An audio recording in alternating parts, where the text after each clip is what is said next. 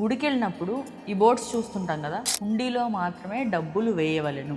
దీన్ని చూసినప్పుడు మనం ఏమనుకుంటాం, డైరెక్ట్గా పంతులు గారికి ఇచ్చే కన్నా ఆ హుండీలో వేయడం ద్వారా గుడి ఇతరత్ర అవసరాలు కానీ, పంతులు గారికి ఇచ్చే శాలరీ కానీ గుడి యాజమాన్యం నిర్ణయించి ఖర్చు చేస్తారని హుండీలో వేస్తాం. కొన్నిసార్లు 2 లేదా అంతకంటే ఎక్కువ మంది బ్రాహ్మణులు అక్కడ ఉన్నప్పుడు హుండీలోనే వేస్తాం.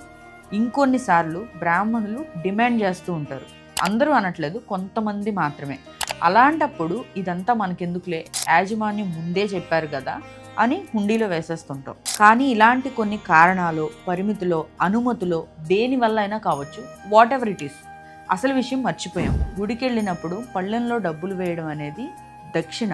బ్రాహ్మణులు ఉదయం 4 గంటలకు లేచిన దగ్గర నుంచి నిద్రించే వరకు కూడా పూజా కార్యక్రమాలు నిర్వహించడం, ప్రత్యేక తిథుల్లో వాటికి సంబంధించిన విధులు పూర్తి చేయడం, వేద పారాయణం, సంధ్యావందనం లాంటివి చేస్తూ వారి సమయం అంతా కూడా దైవారాధనలో గడుపుతూ గుడికి వచ్చిన భక్తులకు వేద ఆశీర్వచనం ఇస్తూ ఉంటారు.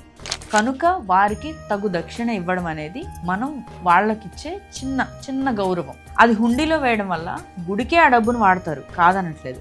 కానీ బ్రాహ్మణుడికి ఇచ్చిన ఆశీర్వచనంతో మన కుటుంబం వృద్ధిలోకి వస్తుంది. బ్రాహ్మణుడికి చేసిన అన్నదానం నీకు శుభాన్ని ఇస్తుంది. బ్రాహ్మణుడి నోటి వెంట వచ్చే ఇష్టకామ్యార్థ సిద్ధిరస్తు అనే మాట నీ అభీష్టాలని నెరవేరుస్తుంది.